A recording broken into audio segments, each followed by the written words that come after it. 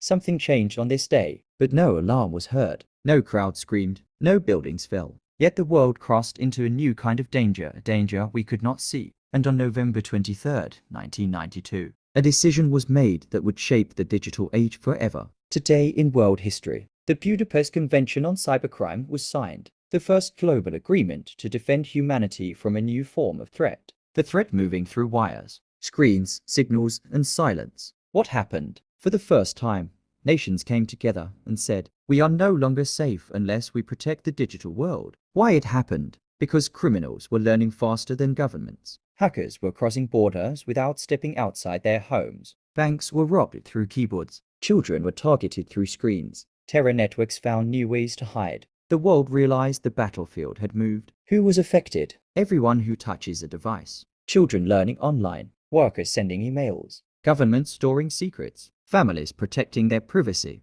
Every human being connected to a digital life, which means all of us. The global impact. This treaty created the framework for how countries cooperate against cybercrime. It defined how digital evidence can be shared. It protected children online. It improved international policing. It made modern cybersecurity possible. It became the blueprint for digital safety worldwide. What does it teach us today? That trust must be defended. That technology moves faster than laws. That freedom and danger travel through the same network. And that the greatest threats no longer walk through doors. They enter through signals. Positive side, stronger cooperation, better global security, protection for citizens, a safer internet for children and families. Negative side, expanded surveillance, concerns about privacy, the rise of digital monitoring, new powers in the hands of governments and tech giants. Why does this matter to human life? Because our lives are no longer separate from our screens, our work, our memories, our relationships, our identity.